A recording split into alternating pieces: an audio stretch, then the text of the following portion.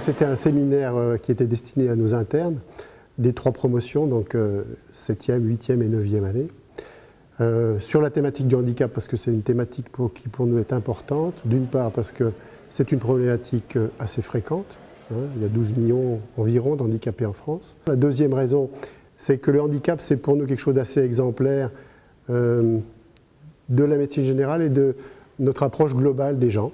Hein, et la thématique du handicap, ça aborde à la fois les problématiques de maladie, mais les problématiques sociales, culturelles, psychologiques, familiales, administratives. Et voilà, c'est vraiment un bon moyen de faire passer un certain nombre de messages, qui sont des messages transversaux, qui peuvent servir dans la formation de nos internes. Cette formation, elle était pluridisciplinaire, puisqu'il y avait à la fois des médecins, mais aussi donc, des usagers ou des citoyens, hein, en particulier les membres de l'APF. Cabinet du docteur Frémy, bonjour. Bonjour, je voudrais un rendez-vous s'il vous plaît. Je peux vous prendre le 23 à 8h30. Ah, 23, c'est pas possible. Le 24, même heure? Ah non, pas possible non plus, je suis handicapé. 8h30, c'est l'heure de mes soins infirmiers le matin. 9h30? Les soins infirmiers, ça dure 1 heure. Hein. Pourquoi le médecin généraliste fait la gueule quand vous venez le voir? Parce que dès la prise de rendez-vous, c'est le début des difficultés des deux côtés. De son côté, le médecin se dit « Ah, flûte, si le patient est handicapé, ça va être compliqué, ça va prendre du temps. Comment est-ce qu'il va pouvoir venir? Est-ce qu'il va avoir accès? Zut, mon matériel est-il adapté à sa situation ?» Moi, c'est des questions qu'effectivement je vais pouvoir me poser quand j'ai un patient qui prend rendez-vous et où je sais que ça va être plus de temps, mais c'est pas forcément un vécu négatif. Et ça peut être un fait que la consultation prendra plus de temps. Et je trouve que c'est aussi important pour le bon déroulement de la consultation d'anticiper ça. Et il ne faut pas y voir quelque chose de négatif dans le ressenti du médecin.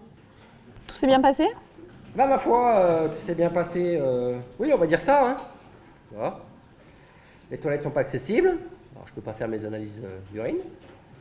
Et puis le médecin, il dit que vous, normalement, vous connaissez un cabinet de spécialistes pour moi. Ah, bah, je ne sais pas, je vais faire une recherche. Ah oui, une liste de cabinets entièrement accessibles, enfin, pour que je puisse y aller, quoi. Oui, il y a une liste en tout cas chez la Sécurité sociale, mais elle n'est pas disponible au grand public. Donc après, on parle de concurrence déloyale. D'accord. Dans vos scénettes, il y a une critique du système de soins et d'un système de soins qui ne nous convient pas complètement, à nous non plus. Comment les associations de patients travaillent avec les autres structures représentant les professionnels pour améliorer le système de soins, justement?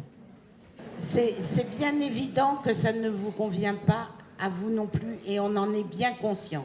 Mais ce qu'on voulait faire entendre sur les instances régionales, surtout, c'était que, bien sûr, nous sommes des personnes en situation de handicap, bien sûr, nous souhaitons avoir un accès aux soins de droit commun, mais nous souhaitons aussi que la spécificité du parcours de soins des personnes en situation de handicap soit reconnue. Leur intervention sous forme de scénette, à mon avis, a été très intéressante parce qu'elle a bien situé les difficultés des patients, les patients handicapés, quand ils vont voir leur médecin ou quand ils vont à l'hôpital, et les difficultés qu'ils peuvent ressentir, soit au niveau d'une impression de jugement, une impression de disponibilité insuffisante, une impression ou une impression qui n'est pas qu'une impression d'ailleurs parfois, d'accessibilité.